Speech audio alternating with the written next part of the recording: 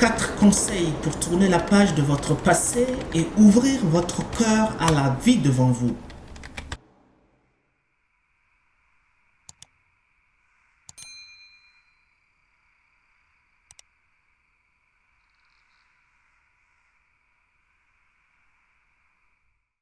Dans la société de nos jours, le constat indéniable est qu'il existe des personnes avec de réelles difficultés à tourner la page de leur passé afin de pouvoir écrire correctement leur présent et schématiser leur futur. Ces personnes sont constamment dans la victimisation. Leur passé devient un récit au quotidien. Ils se plaignent dès qu'ils en ont l'occasion. C'est parce que mes parents, c'est parce que ma famille, c'est parce que ma femme ou mon mari, c'est parce que mon patron, c'est parce que mes employés, c'est parce que mes entreprises. Et cela ne s'arrête pas là. Cette position fait qu'au final, leur futur se dessine exactement comme leur passé. Et ils ne vivent pas non plus leur présent. Ce qui est logique parce qu'ils n'ont toujours pas quitté des yeux la page où est écrit toutes ces choses négatives sur leur passé. Napoléon Hill disait à une époque, brûlez les ponts derrière vous et voyez comment vous travaillez bien quand vous savez que vous ne pouvez reculer. En effet, quand le passé n'a pas d'influence conséquente sur votre futur, vous le remarquez très nettement.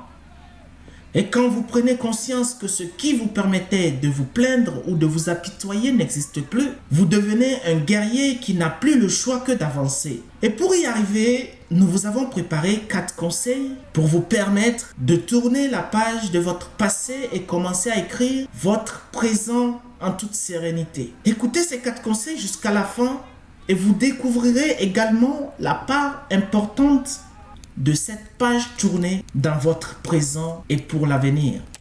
Conseil numéro 1. Développer l'acceptation. Quand une personne ne parle que de son passé, c'est qu'elle n'est pas d'accord avec ce qui lui est arrivé. Et cela se comprend, évidemment. Mais quand on n'est pas capable d'accepter ce qui est arrivé, on ne peut pas aller de l'avant. Lorsqu'on résiste à une réalité difficile, on s'enferme dans une prison d'inconfort et d'insatisfaction au plus profond de nous parce qu'on pense ne pas être capable d'avancer avec cette réalité. Et la plupart du temps, c'est au moment où nous acceptons notre réalité passée que nous apercevons toutes les possibilités devant nous.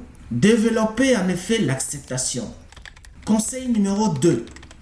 Pardonner pour aller de l'avant. Pardonner est une grande preuve de sagesse et de compréhension des situations de la vie.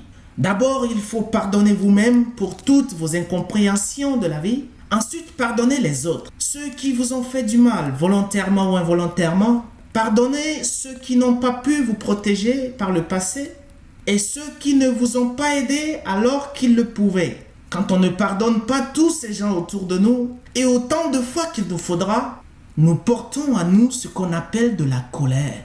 Et comme le disait Ostad, la colère agit comme un poison sur l'âme. Plus elle diminue, plus la force magnétique positive de l'âme augmente. Pardonnez sans relâche et cela pour votre bien. Pardonnez pour aller de l'avant. Conseil numéro 3. Faire le deuil de votre tristesse ou de votre passé. Le deuil nous aide à digérer la douleur, la peine, la peur et bien d'autres choses inconfortables que nous vivons en rapport de notre passé. Ceci afin de passer à autre chose et avancer. Quand vous décidez de faire le deuil de votre passé, c'est justement que vous avez compris que rester sur toutes ces réalités inconfortables ne vous fera pas aller de l'avant et vivre votre présent. Vous avez enfin décidé de tourner la page et préparer votre stylo à rédiger une nouvelle magnifique histoire de votre vie. Une sage décision que chaque personne devrait faire le lendemain de chaque situation difficile ou inconfortable pour avancer. Faire le deuil de votre tristesse ou de votre passé. Conseil numéro 4.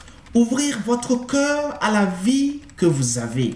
Pour profiter de votre nouvelle histoire, vous devez ouvrir votre cœur à la vie. À chaque situation de la vie, nous avons cette possibilité géniale d'observer attentivement, d'interpréter grâce à nos émotions, grâce à nos pensées et comprendre les besoins et les attentes de la vie de notre part. Quand on ouvre son cœur à la vie, on l'écoute mieux et on découvre les actions à mener dont elle attend de nous afin d'ouvrir les portes que nous lui demandons. Ouvrir votre cœur à la vie que vous avez.